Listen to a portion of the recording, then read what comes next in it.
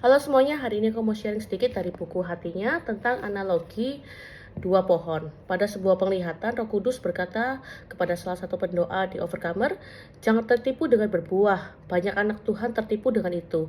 Berbuah itu berbeda dengan memiliki otoritas. Seketika pendoa itu melihat sebuah analogi di hadapannya. Ada dua orang yang masing-masing memiliki sebuah pohon di samping mereka. Orang yang pertama melihat pohonnya dan menyadari bahwa pohon tersebut memiliki buah yang begitu banyak. Orang tersebut begitu senang dan ia mulai didatangi oleh banyak orang. Ia membagikan buahnya dan ia disebut orang yang pelayanannya berbuah, hidupnya berbuah. Lalu orang tersebut fokus terhadap satu pohonnya itu. Ia menyiraminya untuk terus berbuah lebat sehingga banyak orang yang dapat makan dari pohon tersebut. Ada juga orang yang kedua. Ia juga memiliki buah di pohonnya. Namun saat orang-orang datang untuk meminta buahnya, ia tidak memberikannya secara langsung. Ia mengajak orang tersebut untuk belajar bagaimana cara menanam pohon tersebut. Banyak orang yang menjadi kecewa dengan orang kedua ini, tetapi ada satu orang yang ingin belajar. Lalu orang kedua ini memberikannya satu buah dan dibelahnya buah tersebut.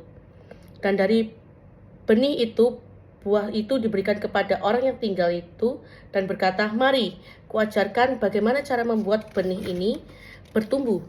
Sisa dari buahnya boleh kau makan, tetapi beberapa harus kau bagikan ke mereka yang tidak mampu mendapatkan buah ini.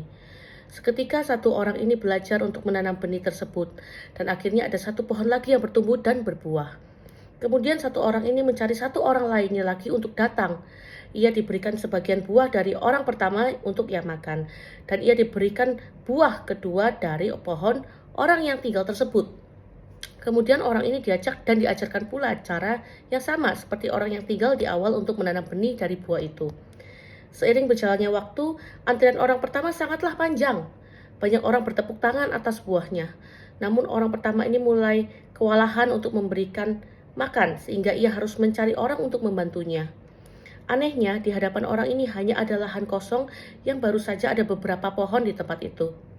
Namun orang yang kedua sudah memiliki beberapa orang yang setia, yang terus melakukan hal yang sama, dan pendoa ini melihat di hadapannya ada sebuah lahan kosong yang terisi dengan banyak sekali pohon-pohon yang semakin banyak bertumbuh, karena ada banyak orang yang menjadi penanam benih.